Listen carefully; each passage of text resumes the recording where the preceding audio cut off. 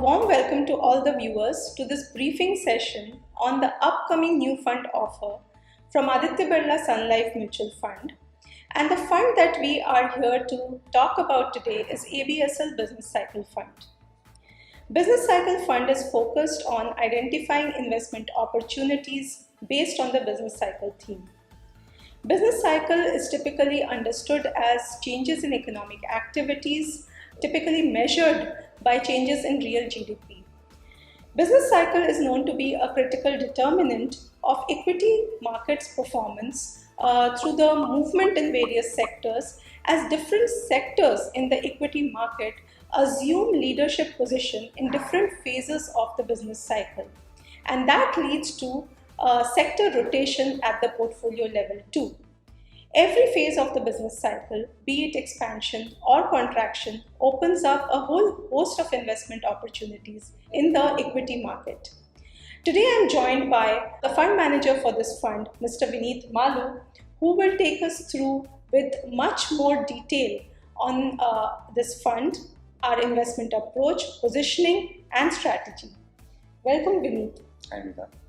So we need to elaborate a bit more on what is business cycle, what is the concept of business cycle, and how would investors benefit from it. So business cycle is something where economic activity repeats itself, or the pattern of economic activity repeats itself in a specific sequence. However, unlike specific fixed time interval based cycle, like for example planetary motions, etc., this is not at all fixed in terms of either time interval or in terms of its amplitude. One good analogy is that of seasons, where seasons differ in their lengths as well as their severity. In terms of business cycles, one can think about that variability multiplied by at least 5 times. And because of that variability, there are opportunities by investing in specific sectors which benefit from different phases of the business cycles. So that's what our strategy is based on. Take advantage of different phases of the business cycles. So Vineet, how would you ascertain these different phases of business cycle? So how we look at business cycle is what the economy is doing, right? If the economy is in an expansion phase, which means the economic growth or GDP growth is actually moving up. And there are indicators which suggest that that is happening. So we can track industrial production, which we can track what is the movement of goods and goods which is happening through transportation related indicators. We can track what is the credit growth, etc. So there are a whole host of indicators which suggest what the economy is doing. When that growth rate actually stabilizes at a high level, that's when the economy peaks, and typically it is associated by signs of overheated environment in the economy. Prices are rising rapidly, employment is doing extremely well, credit growth is quite high. These are some of the signs of a typical overheated level of economy. And when growth starts actually coming down, we call it a contraction phase, where demand kinds of slows down, demand related indicators start showing a bit of weakness.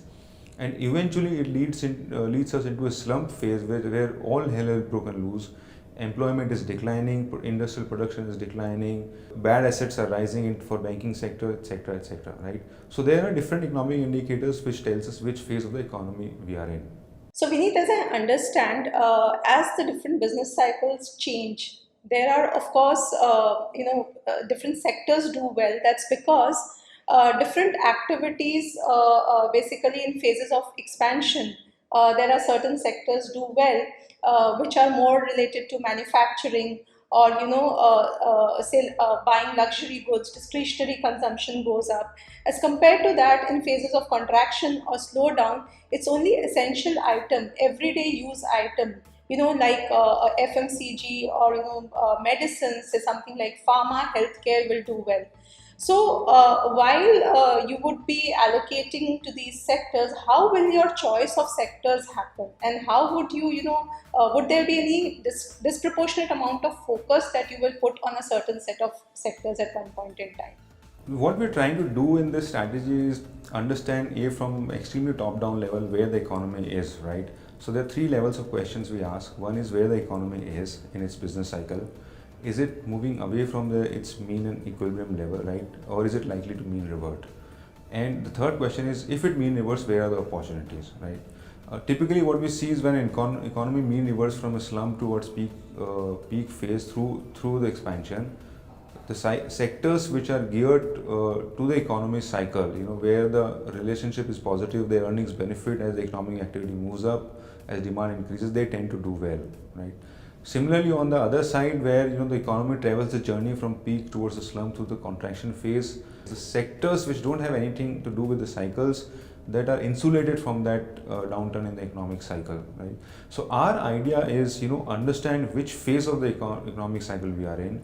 Based on that, decide whether we want to adopt a defensive stance in the portfolio or a non-defensive stance or aggressive stance within the portfolio, right? And as a group, we've seen that these two groups tend to do pretty well in their own specific phases of the cycle. From a slump towards the peak through expansion, non-defensives do well. From peak to slump through the contraction, defensives do well. So our idea is calibrate the stance of the portfolio based on these two groups of sectors. So Vineet, as we speak, all the data points suggest that economic activity is improving, markets are doing well. It seems that the economy is in an expansion phase. So what would be your portfolio allocation approach at this point in time? And as the cycle was to turn, how would you, ideally tweak or review your portfolio? So Medha, as you said, we are in expansion phase, and I agree with that. And based on that, our portfolio stance is, be overweight on non-defensives. However, I would like to qualify that stance by saying that we are kind of we would like to be moderately overweight on the non-defensive as of now, versus let's say maybe 6 months ago or 12 months ago, where the pace of expansion was much more rapid. And the only reason is we've traveled some distance in this journey. Now, if we look at within this bucket of non-defensive, there are sectors that we clearly like, where we believe that the journey to travel from their own business cycle, from their own, let's say, slump towards their own peak is much, much longer. For instance, we like banking and financial services sector, where we believe credit growth has only just started to pick up, and there's a longer journey for this sector to travel, and investors can benefit from being overweight there. Then there are domestic cyclicals that we like, where we believe domestic demand is only starting to pick up now after two lockdowns related to the two large COVID waves in India. So that's where a bit of a journey still left to be traveled, where we believe investors can benefit. There are certain other sectors like metals we want to be only marginally overweight, because they've already traveled quite a bit of the journey based on the economic recovery in the global marketplace or the global economy. Right, so we calibrate our stance on each individual sector depending on where it is in its own business cycle, and that's how we want to be positioned in the portfolio. So I think we need the concept of the fund is quite well understood, but a common question that our viewers would have is, considering markets are at the levels that they are, is it a good time to be in a fund like this? While of course I do understand that this is a fund where an investor has to look at at least a 5-year sort of an investment horizon, but still, is it a good time to be in a fund like this? So Medha, one thing I firmly believe is an absolute level of market is never an indicator of whether one should invest in equity markets or any fund or not. Right? If I were to ask you 5 years ago, what was the all-time high of the market, I think very few people would remember, and if I were to go back 10 years, then even lesser number of people would remember. I don't know what it was 5 years ago, but the whole point is that in this fund we take care of the investor's journey from one sector to another based on its own cycle. We take care of the portfolio stance from defensive to non-defensive and back to defensive based on the overall economic cycle, etc. Right? So there's a solution embedded in it. Investor doesn't have to worry about when to buy, when to exit, etc. Right? Investor doesn't have to worry about timing the markets, doesn't have to worry about timing the sectors. What we do is we rely on the mean reversion and have built in the solution in the fund. That's why I would say the absolute level of the market is not an input into deciding when to invest in this kind of fund. A final question, Vineet, how is this fund different from other diversified equity funds or maybe even thematic funds too?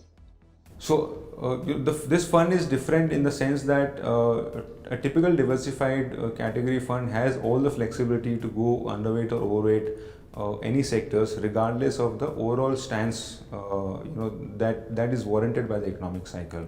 For instance, they could be overweight in pharma or IT, and they could be overweight on metals and infrastructure and banking, etc. Right? So depending on the fund manager's view and depending on their own analysis, what it suggests. Our approach is take a more broader stance first, decide what is going to be our approach, whether we are going to play defensively or whether we are going to be offensively positioned in the market, right? And then decide which are the sectors more attuned to that, right?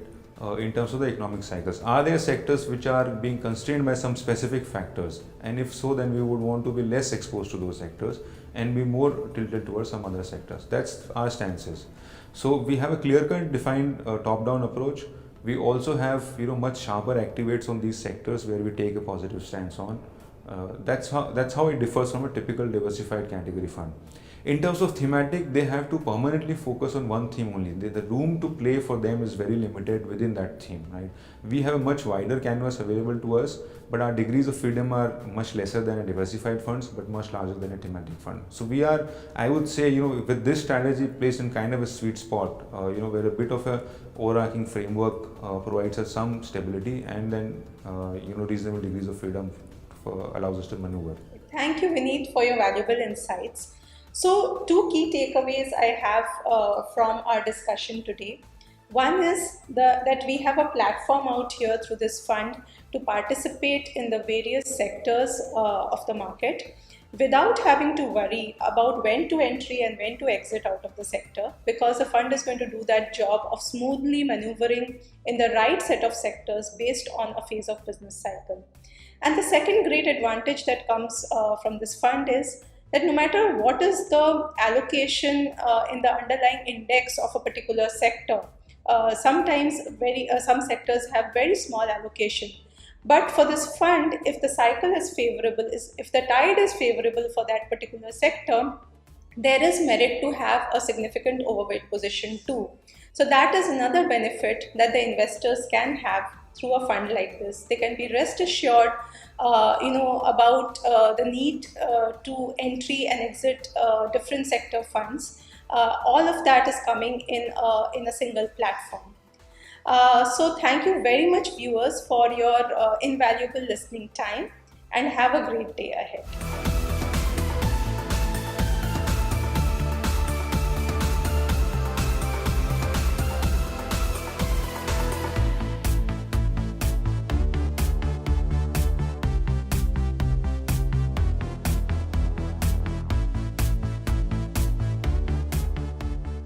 Mutual fund investments are subject to market risks. Read all scheme-related documents carefully.